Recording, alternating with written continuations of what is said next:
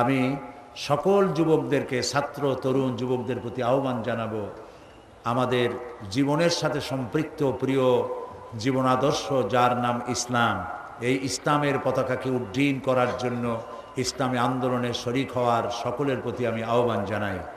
সকলের চরিত্র ভালো করে ইসলামের দিকে এগিয়ে আসার আহ্বান জানাচ্ছি এবং কোরআনকে জানার জন্য, কোরআনকে বোঝার জন্য আমি বারবার বলেছি তাফহিমুল কোরআন কেরার জন্য তাফহিমুল কোরআন ফি জিলালিল কোরআন, এই তাফসিরগুলি আপনারা কিনবেন। আজকে যখন যাবেন শত শত দোকান, 3 শতাধিক দোকান এখানে বসেছে বই কেতাব নিয়ে, এগুলি আপনারা নেবেন।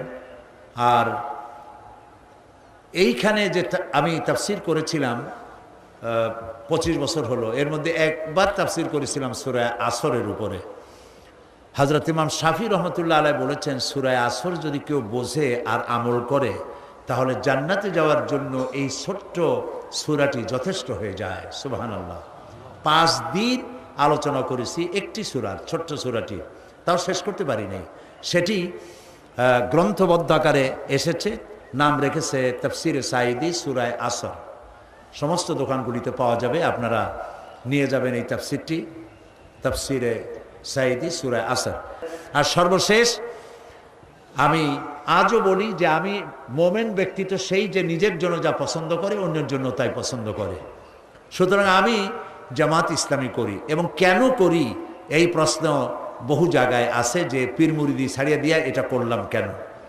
আমি সেই জবাব লিখিত আকারে দিয়েছি, আমি কেন জামাত ইসলামী করি। এটা আমার লেখা একটা বই।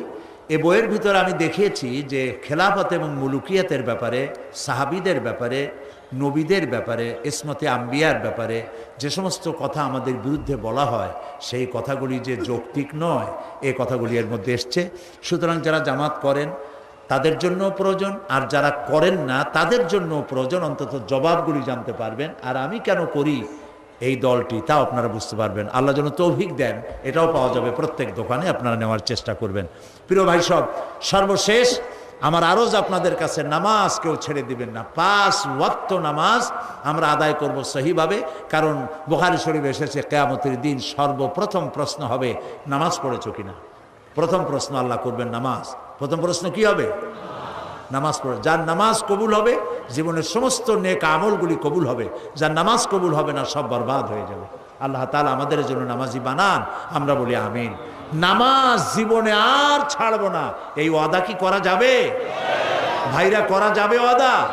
দুটি হাত উঁচু করেন, বলেন ইয়া আল্লাহ, তোমার পবিত্র নামে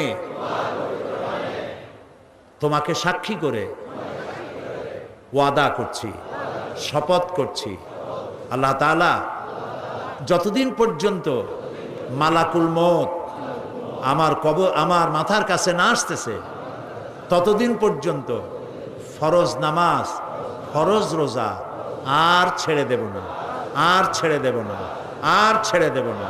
আল্লাহ তাআলা আমার আজকের এই ওয়াদা আমার মৃত্যু পর্যন্ত কবুল করে নাও, আমিন ইয়া রাব্বাল আলামিন।